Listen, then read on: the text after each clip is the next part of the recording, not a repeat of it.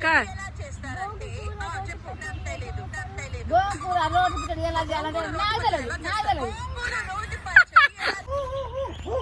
ఇది పట్టుకో బేటి. బేటి ఇది పట్టుకో.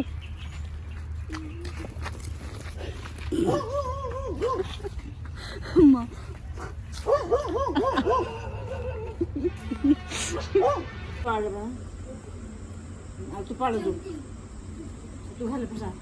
Welcome back our channel.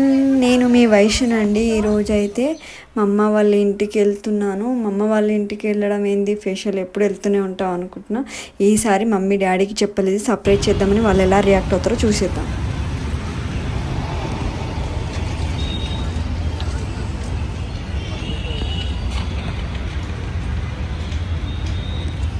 నాకైతే చాలా టెన్షన్గా ఉంది. మా అమ్మ అసలు ఎలా రియాక్ట్ అవుతుందో అని భయంగా ఉంది. ఏదైతే అది అవుతుందిలే అని వెళ్తున్నాను. మీరు కూడా ఈ వీడియో స్కిప్ చేయకుండా చూడండి లాస్ట్ వరకు, చాలా ఇంట్రెస్ట్గా ఉంటుంది.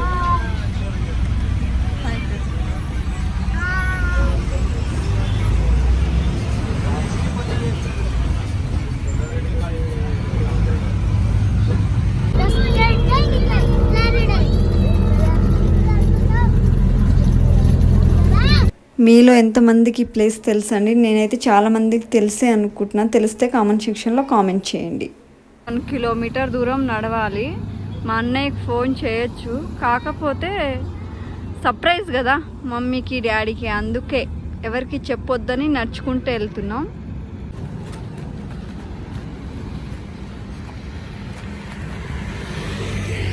వీళ్ళని కాసేపు స్కూల్కి నడవమంటే అమ్మ అయ్యా అంటారు. అమ్మమ్మ వాళ్ళ ఇల్లు అంటే ఎంత హుషారుగా ఉరుకుతున్నారు చూడు, ఎంత బాగుందో కదా సన్సెట్. నేను వస్తున్నానని మమ్మీకి డాడీకి ఎవరికి తెలియదు. ఎవరికి చెప్పకుండా వచ్చిన సర్ప్రైజ్. మరి మమ్మీ డాడీ ఎలా రియాక్ట్ అవుతారో మీరు కూడా చూసేయండి, చూపించేస్తాను. ఓకే పెట్టు. వీళ్ళేంది చెట్లలో పడి వస్తున్నారు అనుకుంటున్నాను. అటు నుంచి తిరిగి రావాలంటే ఇంకా ఒక 100 మీటర్ దూరం నడుచుకుంటూ పోయి తిరిగి రావాలి. అందుకే ఇట్లనే షార్ట్ కట్లో దారి ఉన్నది, ఇట్లనే వచ్చినాం. ఎప్పుడు ఇట్లనే వస్తాం, ఏమనుకోకండి.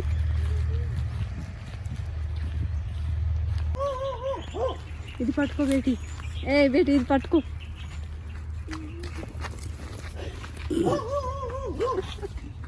అమ్మా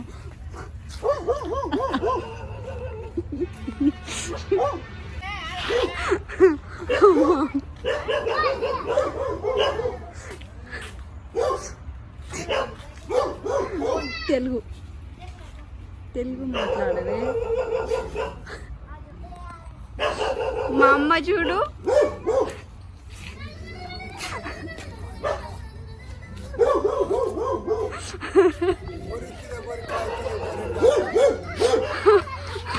మా పులి మా నాన్న. ఏమనుకున్నావు మమ్మీ నేను వచ్చేసరికి? కుశలంగా వచ్చేసినావు బిడ్డ, నువ్వు ఎట్లా వచ్చినావు? చెప్పకుండానే వచ్చేసినావు అని నాకు గుండె అవుట్ అయింది.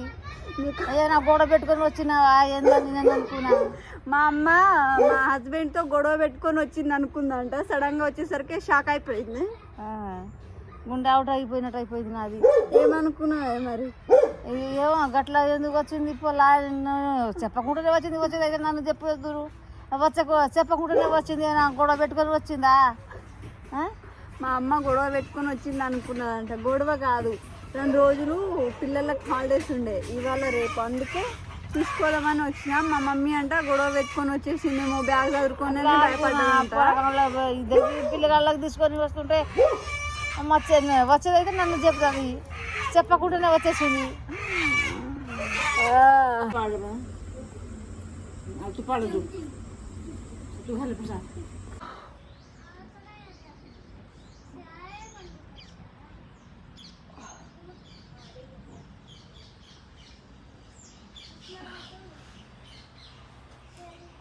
గుడ్ మార్నింగ్ అందరికీ. ఏంటోనండి, అమ్మ వాళ్ళ ఇంటికాడ ఒక 4 రోజులు ఉందామని అనుకున్నా, ఎప్పుడు ఉండలేకపోతున్నాయి. ఎందుకంటే పిల్లల స్కూల్ ఒకవైపు, ఇప్పుడు నేను హాలిడేస్లో పిల్లల్ని తీసుకొని ఉందామనుకున్నా, మా హస్బెండ్కి వండి పెట్టేటోళ్ళు లేరు. అందుకని నాకు ఎటు వీలు కాదు. అందుకే ఎప్పుడైనా ఒక రోజుల్లో వచ్చి వెళ్ళిపోతాం అమ్మల ఇంటికి ఇప్పుడు వెళ్ళిపోవాలి. నాన్న పాలు తీస్తుండు పొద్దున్నే ఆవుకి.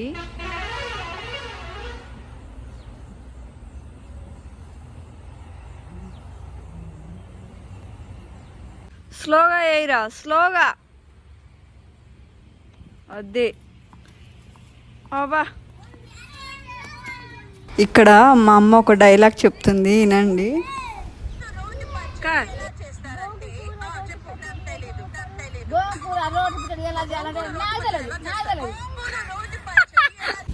ఈ రెండు కొబ్బరి బొండాలు మమ్మీ తెంపింది, కొబ్బరి చెట్టుకి కాయలు తెంపింది.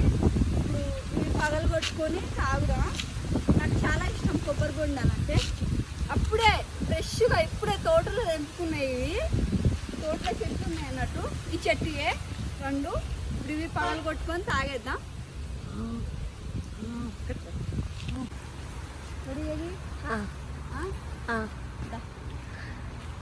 ఇక్కడ జామ చెట్టు ఉంది, ఒకటి తెంపుకొని చాలా బాగున్నాయి కదా.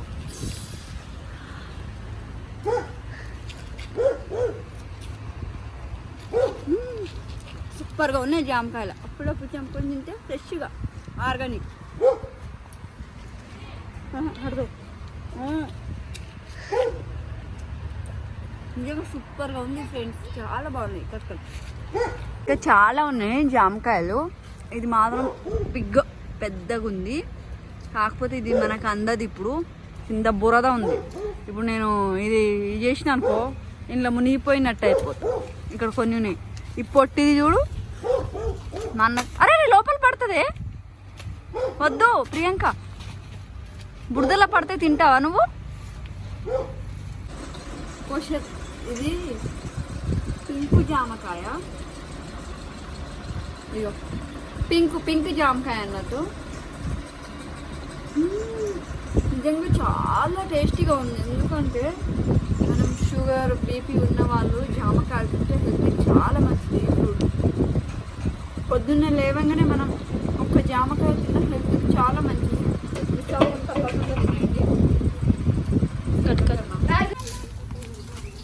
ఏం చేసుకుంటావు లెమన్? ఏం చేస్తావు? నా వీడియో చూసిన వాళ్ళు సబ్స్క్రైబ్ చేసుకోండి ఫ్రెండ్స్. ఇంకేం మంచి వీడియోస్ మీకోసం ఎన్నో చేస్తాను. ఇప్పుడు ఉంటాను మరి, బాయ్.